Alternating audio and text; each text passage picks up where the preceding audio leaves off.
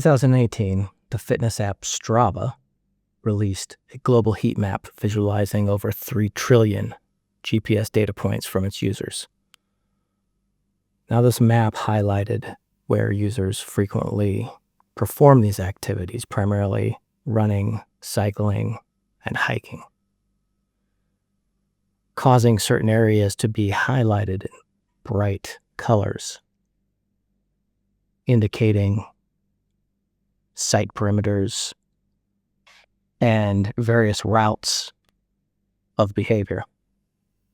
Now, very quickly, analysts realized that this had exposed previously undisclosed U.S. military bases in places like Afghanistan, Syria, and Africa, and were now available and visible on Strava's heat map, surrounded by bright colors. Soldiers had unknowingly revealed patrol routes and the base perimeters and sometimes operational routines simply by logging these workouts in their fitness tracker. Covert locations like CIA black sites and foreign special forces outposts had also become visible due to this GPS tracking devices. Now, consequently, military and intelligence agencies faced a massive OPSEC breach because of this. Adversaries could use this map and the layouts to determine personnel habits, troop movements, and establish patterns of life for the soldiers and personnel at these sites. This incident highlights how innocent behavior, such as using a fitness tracker or having poor digital hygiene or a lack of awareness of these devices that we use, can impact security and ultimately one's privacy. Welcome back to the OPSEC Podcast. I am your host, Alan Pace, and today we will be talking about the operational security or OPSEC process and how it applies to our daily lives and how we can use it to increase our security posture and our privacy, not only in our professional lives, but also at home and in our personal lives as well. We'll start with a little bit of a background of the OPSEC process as we know it today and where it originated from. Now, operational security is essentially just the protection of data and information to maintain an upper hand against an adversary. So that has been around since warfare has been around. But the OPSEC process that we are referring to today originated from the Vietnam War era, where military leaders had realized that enemy forces were successfully predicting American operations, and they launched an operation called Operation Purple Dragon in 1966. And what they discovered is that the Vietnamese had figured out a way to predict American troop movements and flight patterns based on seemingly harmless bits of information. They put together a multidisciplinary team with personnel from the DoD and the NSA and came up with a systematic 5-step process for protecting critical information. And that is what we call the OPSEC process today.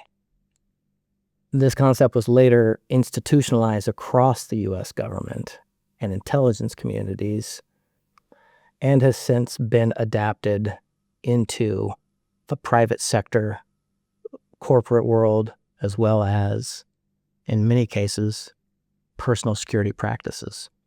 So for those of you who are unaware, the OPSEC process is a 5-step cycle. Those steps include identifying critical information, analyzing threats, analyzing vulnerabilities, assessing risks, and then applying countermeasures. Now, this is not a start to finish process. This is a cyclical process. So it can be continuously applied to different topics. Topics can be revisited, and the process can be reapplied to further strengthen your security posture. Now, let's break down the OPSEC process step by step. Step 1 is identifying critical information. In personal life, critical information might include your home address, your daily routine, your gym locations, or when you're away from home. Fitness apps like Strava can unintentionally expose some of those times and some of those locations to the internet, especially if you have it linked up with social media accounts. For example, Facebook. Step 2 is analyze threats. Now, most people face low-level threats such as cyber crime related to theft, or some people have to suffer through stalking incidences. Data brokers are also scraping all of your data and uploading it into profiles on people search websites. It could even extend out to something like a jealous ex-girlfriend or boyfriend trying to track you down. Now, if your home is exposed on the internet by your fitness watch, for example, then you're vulnerable to being discovered. And once that information is on the internet, it is very difficult, if not nearly impossible, to claw back. Step 3 is analyze vulnerabilities. Most people don't take into consideration what the default settings on their devices or apps collect. They do not consider the fact that their GPS beacon being on tracks them constantly, or the Wi-Fi sensor being on provides a way to track movement, as well as the cell phone beacon, as most people are aware of, for tracing and triangulating through tower pinging. These behaviors essentially expose patterns of life and give bad actors the ability to predict your movement and your times of being home or being away from home. Step 4 is assessing risks. Now, these risks might seem far-fetched or hypothetical. However, that would be a naive way of looking at things. If someone is able to see your 5 a.m. run every single morning, then they know when you are alone or when you're away from home. For military families and diplomats, or even social media influencers, this creates the potential for physical dangers and opens up opportunity for stalkers or anybody who's looking to do you harm to be able to approach you and know where you're going to be. And the final step, step 5, is apply countermeasures. Now, countermeasures don't need to be dramatic. They don't need to be elaborate. They need to be simple and applicable to the problem that you're trying to resolve. If they are not easy to initiate and to integrate into your daily routine, then you'll run the risk of avoiding them and falling back to your same old bad habits.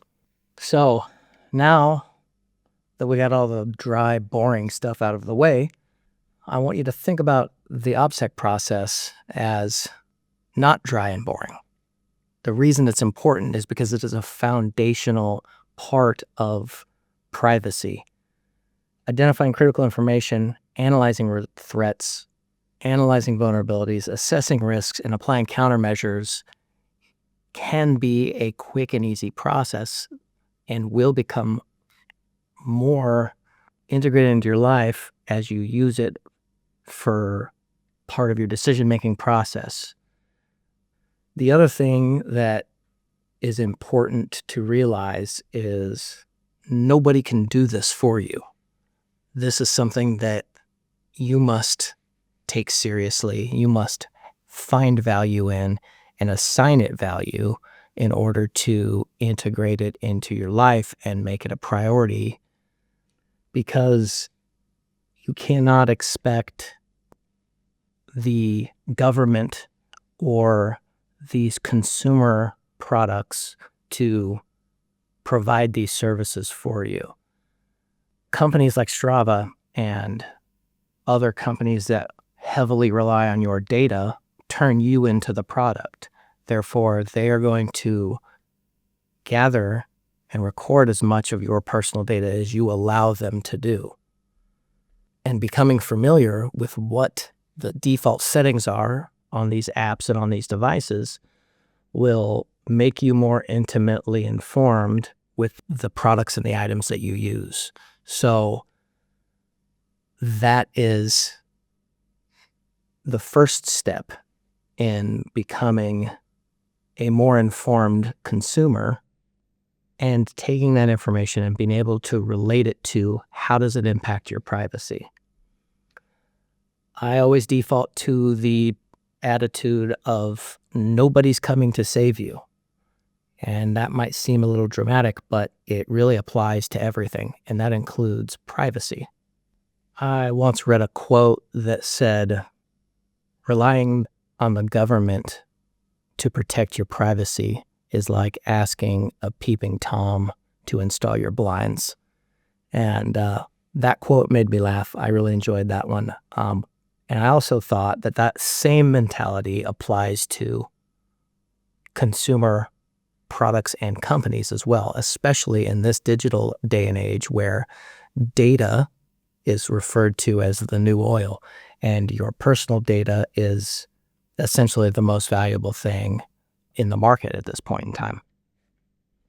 So to reiterate, I want to present the OPSEC process as not as boring and as dry as it might seem, but I want you to think about it as a foundational skill set and start using it to make daily decisions. The Strava example is a perfect one. Most people use fitness trackers. Start thinking about that. Start looking through the settings, looking through the app settings. Switch off the GPS tracking or go on your profile and turn the public view off so that it doesn't publish it to other Strava users. Start thinking about your cell phone. Do you need to have your GPS beacon on 24/7? Are you one of the types of people that leaves your Bluetooth, your Wi-Fi, your cell signal, your NFC sensors all on all the time? Turn that stuff off. And what you're going to find is that your battery will last twice as long in many occasions, depending on your phone. One thing I like to recommend to people is to take step 1 of the OPSEC process, which is identify critical information. Make a list of top 10 most important things that apply to that. Most everybody is going to say their financial accounts or anything related to money. That's probably number 1 for everybody. But make a top 10 list and just identify the top 10 critical information in your life. And then take that and start working down the other 4 steps for each individual piece of critical information. So analyze and evaluate your financial accounts.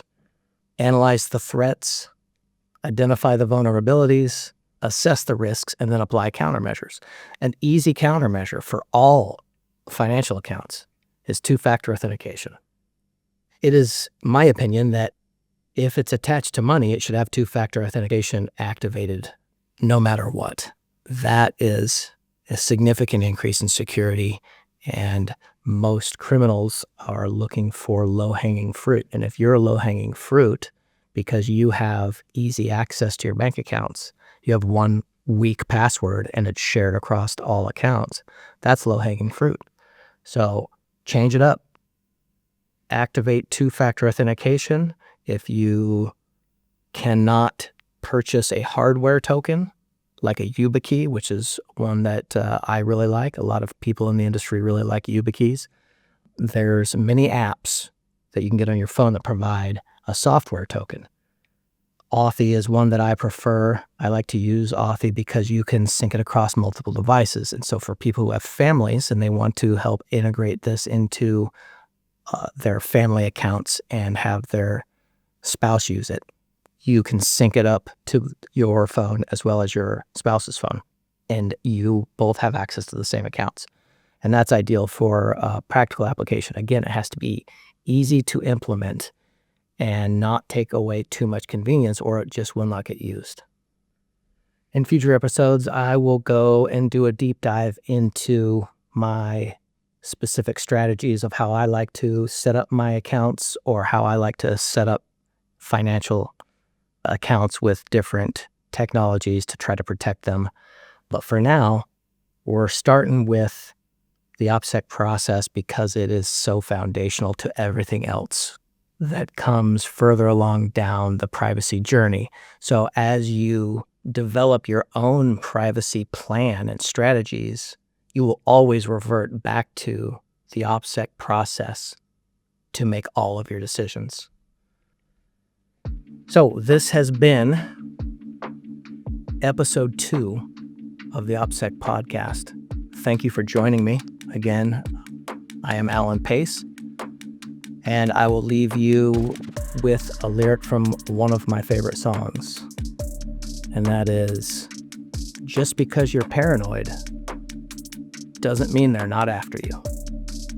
And remember, stay vigilant, and we'll see you next time.